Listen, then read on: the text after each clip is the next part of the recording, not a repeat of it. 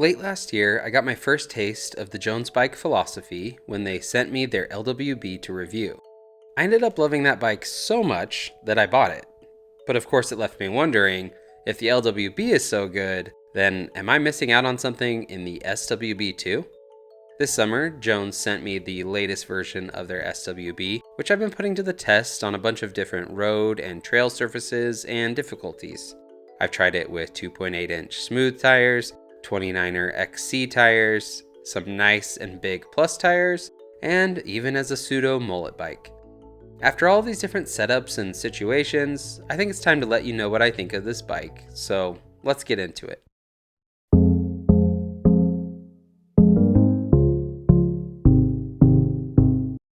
Jones has two primary bikes that they offer, the SWB and the LWB. The SWB stands for short wheelbase, and as you'd expect, it's the shorter of the two bikes due to a steeper head tube angle and shorter chainstays. It's designed to work with 27.5 tires in widths ranging from 2.8 to 3 1/4 or 29 by 2.3 to 2.6 inch tires. LWB obviously stands for long wheelbase and has a bit slacker head tube, much longer chainstays, and is designed around taller 29 plus tires. If you're someone who's trying to pick between the two models, I'm going to pre-warn you right now, this video is only going to be about the SWB. I'll be doing a comparison video in the near future, but I want to do a straight review of this bike first, because it's not going to make sense to everyone to compare it to another bike, and especially if you haven't ridden that other bike before. Unlike most bike brands, Jones doesn't publish a lot of their geometry numbers. That might sound like a strange thing to do, but as I've ridden them, I understand why they do it. Jones bikes have a fairly different design, and if you're used to seeing geo numbers within a specific range, the SWB's numbers might turn you off before you even try it. On that note, the medium SWB has a 69-degree head tube, a 72-degree effective seat tube angle, 449 chain stays, and an overall wheelbase just shy of 1100 millimeters. Those are the main specs on the Jones site, but if you trust other sources, you'll find the reach is apparently 389, the stack is 610, effective top tube is 584, and there's 76 millimeters of bottom bracket drop. So despite fitting mountain and plus tires, the SWB has more in common with my Salsa Cutthroat, a drop bar bike, than with the vast majority of mountain bikes produced in the last 15 years. Like I said, all of those numbers might be a big turnoff to you, but stick with me for a second here.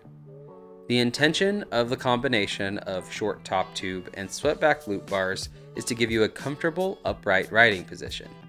And that's exactly what you get. A very natural and comfortable body position where you're not hunched over and have very little pressure on your hands. I didn't get too many rides in over 2 hours, but the LWB has a pretty similar fit, and I had a pain and cramp-free 8-hour day on that this summer, so I'd expect the same from the SWB on equally long rides. The steel frame and large volume tires mean the bike isn't exactly lightweight. However, the way they smooth out rough gravel or trail chatter is well worth that weight penalty. Some of the comfort is also due to choices made at the contact points, the grips, and the saddle. The saddle is Jones branded and isn't really anything special, but as seems to be the case with all of the components on this bike, it's practical and works well enough and is comfortable enough to even go chamois free on shorter rides.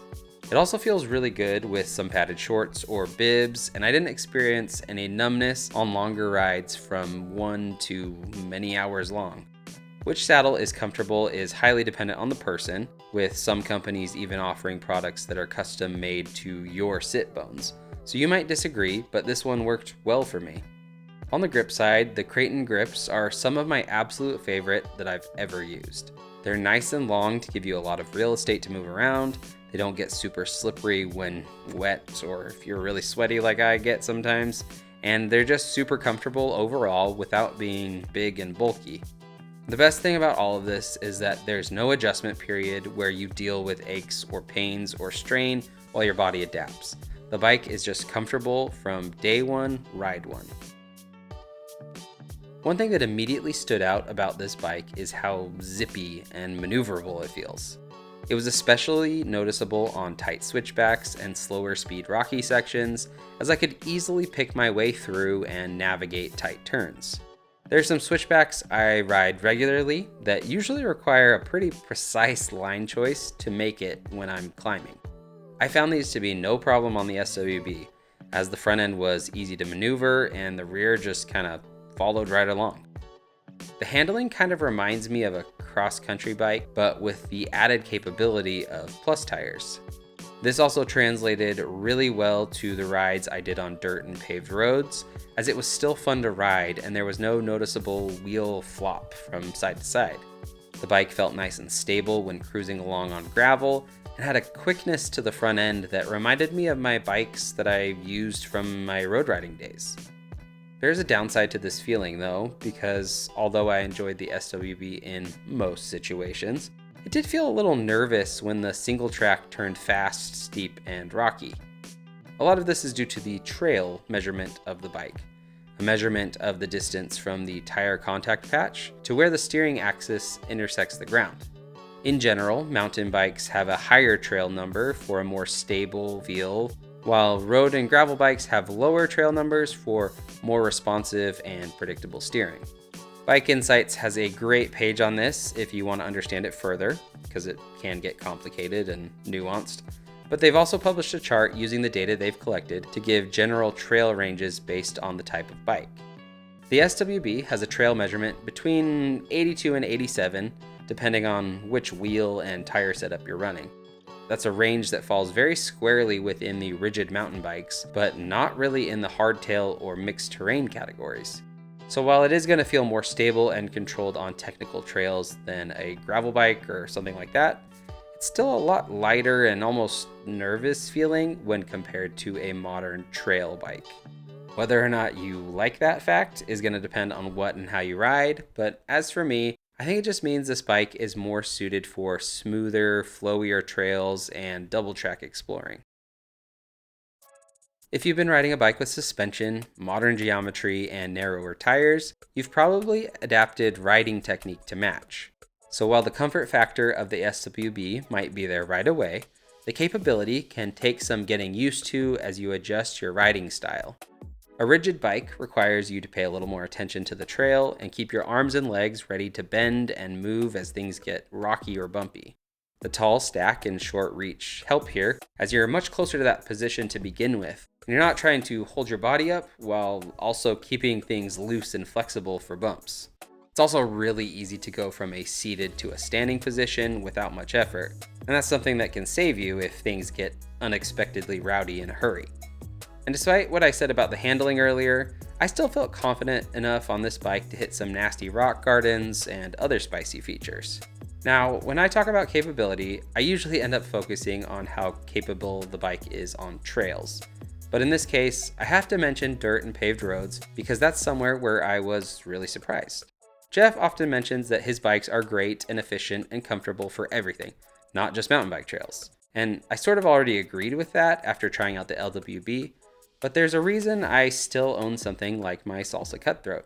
With the smooth 2.8 tires though, the SWB defied my expectations of a sluggish and grueling gravel ride.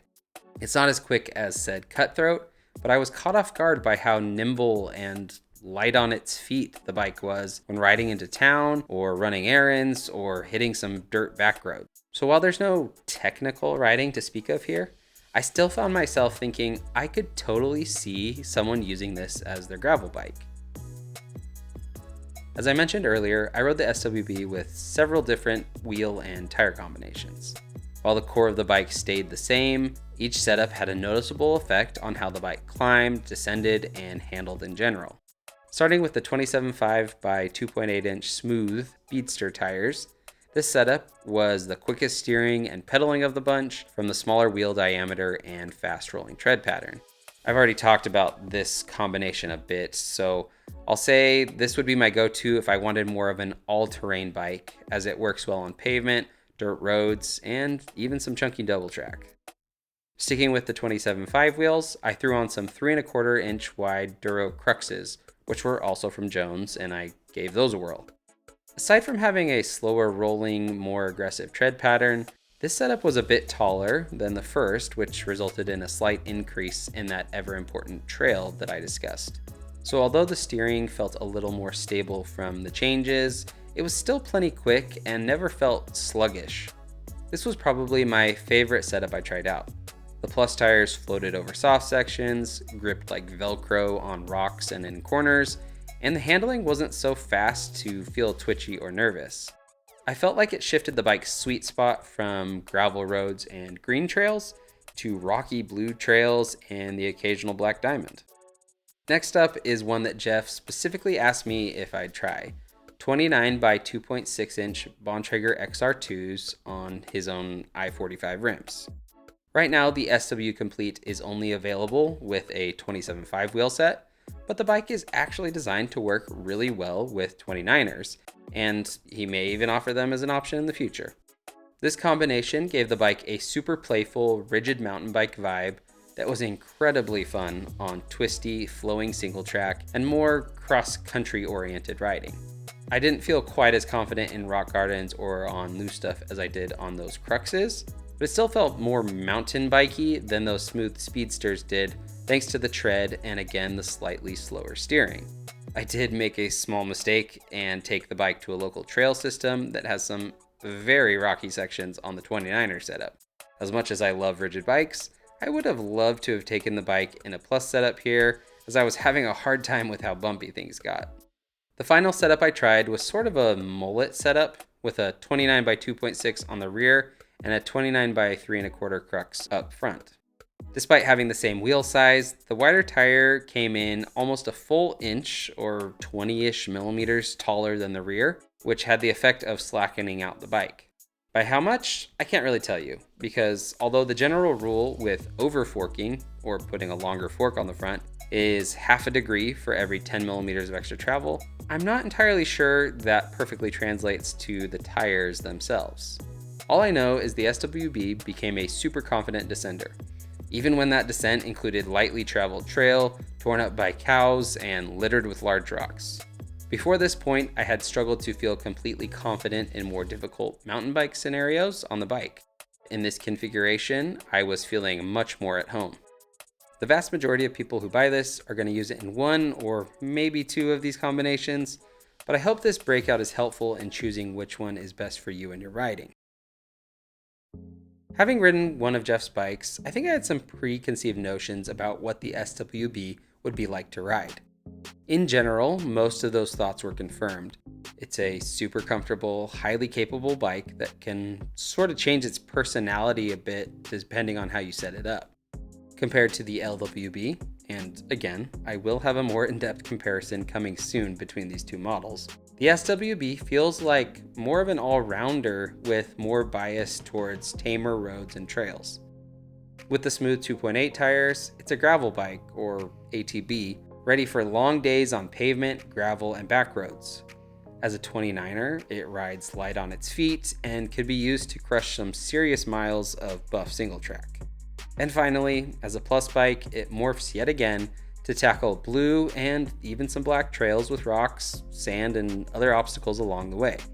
It's got mounts for everything you'd want for commuting, bike packing, or touring, and simple but reliable componentry to keep you out of the bike shop.